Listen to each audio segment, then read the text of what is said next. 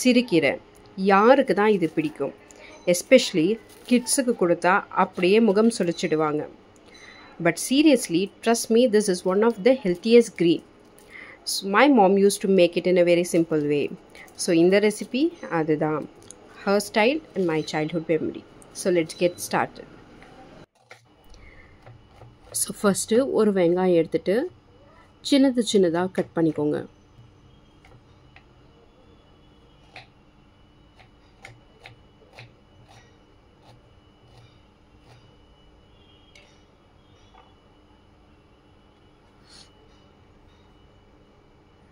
சிறுகீரை எடுத்துகிட்டு நல்லா வாஷ் பண்ணி தண்ணியெல்லாம் ட்ரெயின் பண்ணிட்ட பிறகு ஒரு கடாயில் எடுத்துக்கோங்க.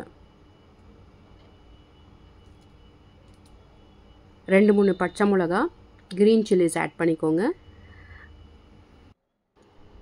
கொஞ்சமாக குக்கிங் ஆயில் ஆட் பண்ணிக்கோங்க. If you want you can also use coconut oil here. Little bit of salt, just mix it, that's it.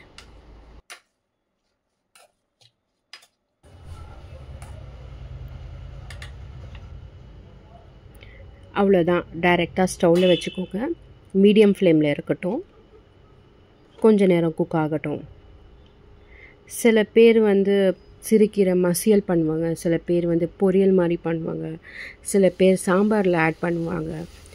But trust me, எல்லாத்த விட இதுதான் எனக்கு ரொம்ப பிடிக்கும். This is my version, the one I grew up eating.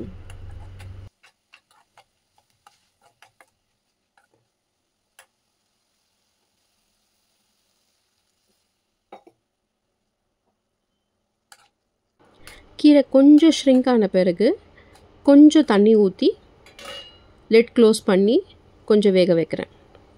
Open பண்ண பிறகு check பண்ணுங்கள் cook ஆகிருக்கான்னு.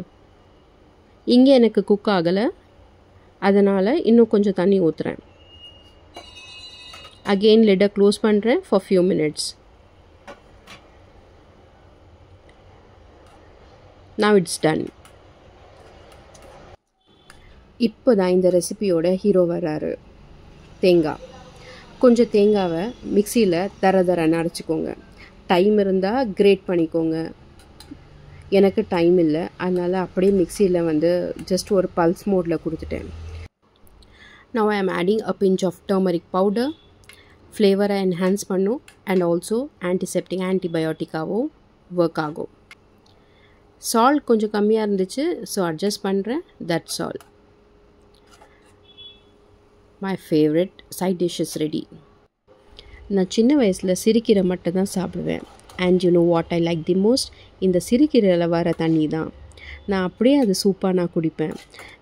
கொஞ்சம் சால்ட்டி வாட்டர் மாதிரி இருக்கும், பட் வெரி நியூட்ரிஷியஸ்.